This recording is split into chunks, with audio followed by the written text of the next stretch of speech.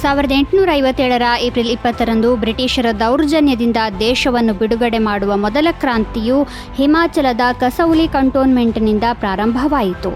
ಇದೇ ದಿನ ಅಂಬಾಲಾ ರೈಫಲ್ ಡಿಪೋದ 6 ಭಾರತೀಯ ಸೈನಿಕರು ಕಸೌಲಿ ಪೊಲೀಸ್ ಠಾಣೆಯನ್ನು ಸುಟ್ಟು ಹಾಕಿದ್ದರು. ಪರಿಣಾಮವಾಗಿ ಬ್ರಿಟಿಷರು ಅನೇಕ ಕ್ರಾಂತಿಕಾರಿಗಳನ್ನು ಹಿಡಿದು ಜೈಲುಗಳಲ್ಲಿ ಹಾಕಿದರು ಮತ್ತು ಅನೇಕರನ್ನು ಗಲ್ಲಿಗೇರಿಸಿದರು. ಕಸೌಲಿಯಲ್ಲಿ ಕ್ರಾಂತಿಯ ಜ್ವಾಲೆ ಹೊತ್ತಿಸಿದ ಕಿಡಿ ಇಡೀ ಹಿಮಾಚಲವನ್ನು ಆವರಿಸಿತು ಮತ್ತು ಜನರ ಹೃದಯದಲ್ಲಿ ಸ್ವಾತಂತ್ರ್ಯದ ಜ್ವಾಲೆಯನ್ನು ಜಾಗೃತಗೊಳಿಸಿತು. ಅಂದು ಕ್ರಾಂತಿಕಾರಿಗಳು ಜಾಗೃತಗೊಳಿಸಿದ ಕಿಡಿಯ ಫಲವಾಗಿ 90 ವರ್ಷಗಳ ಬಳಿಕ ದೇಶ ಬ್ರಿಟಿಷರ ದಾಸ್ಯದಿಂದ ಮುಕ್ತವಾಯಿತು. 1960ರ ಏಪ್ರಿಲ್ 20ರಂದು ಆಧುನಿಕ ಕೊಳಲಿನ ಪಿತಾಮಹ ಎಂದು ಪರಿಗಣಿಸಲ್ಪಟ್ಟ ಪನ್ನಾಲಾಲ್ ಘೋಷ್ ನವದೆಹಲಿಯಲ್ಲಿ ನಿಧನರಾದರು. ಪನ್ನಾಲಾಲ್ ಘೋಷ್ ಅವರು ಕೊಳಲಿನಂತಹ ಜಾನಪದ ವಾದ್ಯಗಳನ್ನು ಶಾಸ್ತ್ರೀಯ ವಾದ್ಯಗಳಾಗಿ ಸ್ಥಾಪಿಸಿದರು. ಅವರ ಪ್ರಯತ್ನದಿಂದಾಗಿ ಇಂದಿನ ಫ್ಯೂಷನ್ ಸಂಗೀತದಲ್ಲಿ ಕೊಳಲಿಗೆ ಮಹತ್ವದ ಸ್ಥಾನವಿದೆ. ಪನ್ನಾಲಾಲ್ ಘೋಷ್ ಅವರು ಅನೇಕ ಚಲನಚಿತ್ರಗಳಲ್ಲಿ ಕೊಳಲು ನುಡಿಸಿದ್ದರು. ಇದನ್ನು ಇಂದಿಗೂ ವಿಶಿಷ್ಟವೆಂದು ಪರಿಗಣಿಸಲಾಗಿದೆ. ಈ ಚಿತ್ರಗಳು ಮುಘಲ್ ಎ ಆಜಮ್ ಮತ್ತು ಬಸಂತ್ ಬಹಾರ್ನಂತಹ ಅನೇಕ ಪ್ರಸಿದ್ಧ ಚಲನಚಿತ್ರಗಳನ್ನು ಒಳಗೊಂಡಿವೆ. ಪನ್ನಾಲಾಲ್ ಘೋಷ್ ಅವರ ನಿಜವಾದ ಹೆಸರು ಅಮಲ್ ಜ್ಯೋತಿ ಘೋಷ್ ಎಂದಾಗಿತ್ತು. ಅವರ ಅಜ್ಜ ಹರಿಕುಮಾರ್ ಘೋಷ್ ಮತ್ತು ತಂದೆ ಅಕ್ಷಯ್ ಕುಮಾರ್ ಘೋಷ್ ಅವರು ಸಂಗೀತಗಾರರಾಗಿದ್ದರು. ಅವರ ತಾಯಿ ಸುಕುಮಾರಿ ಪ್ರಸಿದ್ಧ ಗಾಯಕಿಯಾಗಿದ್ದರು. ಅವರ ವೃತ್ತಿ ಜೀವನದ ಆರಂಭದಲ್ಲಿ ಪನ್ನಾಲಾಲ್ ಘೋಷ್ ಅವರು ಗುರುದೇವ ರವೀಂದ್ರನಾಥ ಠಾಗೋರ್ ಅವರನ್ನು ಭೇಟಿಯಾದರು. ನಂತರ ಅವರು ಸ್ವಾತಂತ್ರ್ಯ ಚಳುವಳಿಯಲ್ಲೂ ಭಾಗವಹಿಸಿದ್ದರು. ಅಲ್ಲದೆ ಅವರು ಬಂಗಾಳದ ಸಮಕಾಲೀನ ಸಂಗೀತ ಮತ್ತು ಕಾವ್ಯಗಳನ್ನು ಪುನರುಜ್ಜೀವನಗೊಳಿಸಿದರು. ಪನ್ನಾಲಾಲ್ ಘೋಷ್ ಅವರು ಕೊಳಲನ್ನು ಜಾನಪದದಿಂದ ಶಾಸ್ತ್ರೀಯ ಸಂಗೀತಕ್ಕೆ ನುಡಿಸಲು ಸೂಕ್ತವಾಗುವಂತೆ ಮಾರ್ಪಡಿಸಿದರು. ಅವರು ಕೆಲವು ಹೊಸ ರಾಗಗಳನ್ನು ರಚಿಸಿದ್ದಾರೆ. ಅವರು ವಿನ್ಯಾಸಗೊಳಿಸಿದ ಉದ್ದವಾದ ಬಿದಿರಿನ ಕೊಳಲು ಹಿಂದೂಸ್ತಾನಿ ಶಾಸ್ತ್ರೀಯ ಸಂಗೀತಕ್ಕಾಗಿ ಕೂಡ ನಂತರದ ಕೊಳಲು ವಾದಕರಿಂದ ನುಡಿಸಲ್ಪಟ್ಟಿದೆ. 1946ರ ಏಪ್ರಿಲ್ 20ರಂದು ವಿಶ್ವಸಂಸ್ಥೆಯ ಪೂರ್ವವರ್ತಿ ಸಂಘಟನೆಯಾದ ಲೀಗ್ ಆಫ್ ನೇಷನ್ಸ್ ಅನ್ನು ಅಧಿಕೃತವಾಗಿ ವಿಸರ್ಜಿಸಲಾಯಿತು ಮತ್ತು ಅದರ ಎಲ್ಲ ಆಸ್ತಿಗಳನ್ನು ವಿಶ್ವಸಂಸ್ಥೆಗೆ ಹಸ್ತಾಂತರಿಸಲಾಯಿತು.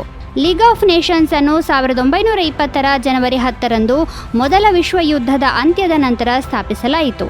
ಅಂತಾರಾಷ್ಟ್ರೀಯ ಶಾಂತಿಯನ್ನು ಕಾಪಾಡುವುದು ಮತ್ತು ರಾಷ್ಟ್ರಗಳ ನಡುವೆ ಸಹಕಾರವನ್ನು ಹೆಚ್ಚಿಸುವುದು ಇದರ ಮುಖ್ಯ ಉದ್ದೇಶವಾಗಿತ್ತು. ಲೀಗ್ ಆಫ್ ನೇಷನ್ಸ್ 1920ರ ದಶಕದಲ್ಲಿ ಕೆಲವು ಯಶಸ್ಸನ್ನು ಸಾಧಿಸಿತು. ಆದರೆ 1930ರ ದಶಕದಲ್ಲಿ ಆಕ್ಸಿಸ್ ಶಕ್ತಿಗಳ ಆಕ್ರಮಣವನ್ನು ತಡೆಯಲು ಸಾಧ್ಯವಾಗಲಿಲ್ಲ. ವಿಶ್ವ ಸಮರ 2ರ ಆರಂಭವು ಲೀಗ್ ತನ್ನ ಪ್ರಾಥಮಿಕ ಉದ್ದೇಶದಲ್ಲಿ ವಿಫಲವಾಗಿದೆ ಎಂದು ತೋರಿಸಿತ್ತು.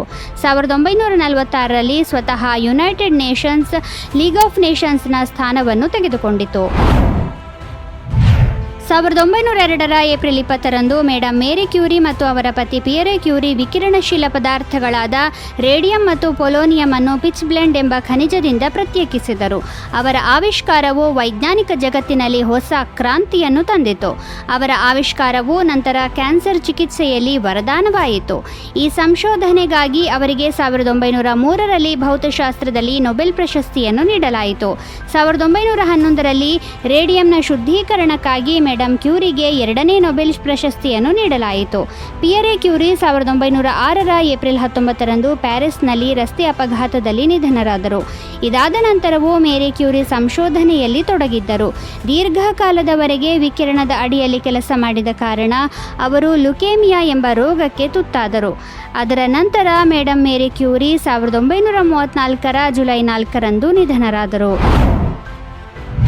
1889ರ ಏಪ್ರಿಲ್ 20ರಂದು ವಿಶ್ವದ ಅತ್ಯಂತ ಕ್ರೂರ ಸರ್ವಾಧಿಕಾರಿ ಅಡಾಲ್ಫ್ ಹಿಟ್ಲರ್ ಆಸ್ಟ್ರಿಯಾದಲ್ಲಿ ಜನಿಸಿದ.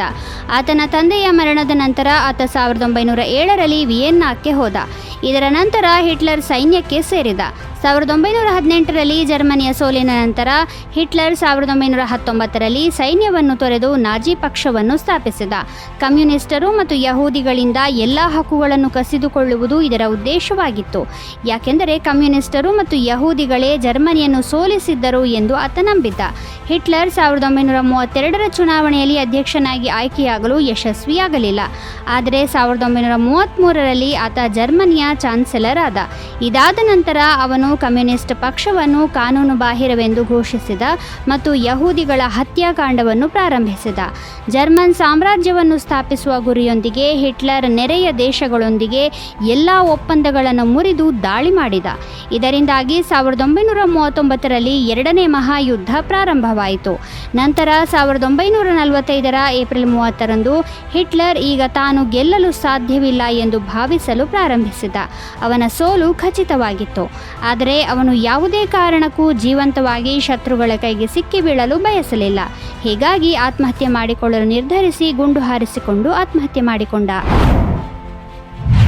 ಅಪೋಲೋ 16 1972ರ ಏಪ್ರಿಲ್ 20ರಂದು ಚಂದ್ರನ ಮೇಲೆ ಇಳಿಯಿತು.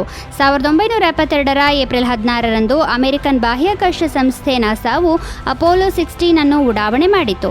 ಅಪೋಲೋ 16 ಯುಎಸ್ನ ಅಪೋಲೋ ಬಾಹ್ಯಾಕಾಶ ಕಾರ್ಯಕ್ರಮದಲ್ಲಿ 10ನೇ ಸಿಬ್ಬಂದಿ ಮಿಷನ್ ಆಗಿತ್ತು. ಇದು ಚಂದ್ರನ ಮೇಲೆ ಇಳಿಯಲು 5ನೇ ಮತ್ತು ಅಂತಿಮ ಮಿಷನ್ ಆಗಿತ್ತು. ಈ ಕಾರ್ಯಾಚರಣೆಯಲ್ಲಿ commander John Young, lunar module pilot Charles Duke ಮತ್ತು command module pilot Ken Mattingly ಇದ್ದರು. ಅಪೋಲೋ 16 1972ರ ಏಪ್ರಿಲ್ 16ರಂದು ಫ್ಲೋರಿಡಾದ ಕೆನಡಿ ಬಾಹ್ಯಾಕಾಶ ಕೇಂದ್ರದಿಂದ ಉಡಾವಣೆಯಾಯಿತು. ಚಂದ್ರನ ಕಡೆಗೆ ಹೋಗುವ ಮಾರ್ಗದಲ್ಲಿ ಹಲವಾರು ಸಣ್ಣ ದೋಷಗಳನ್ನು ಎದುರಿಸಿತ್ತು. ಇದು 1972ರ ಏಪ್ರಿಲ್ 27ರಂದು ಭೂಮಿಗೆ ಸುರಕ್ಷಿತವಾಗಿ ಮರಳಿತು.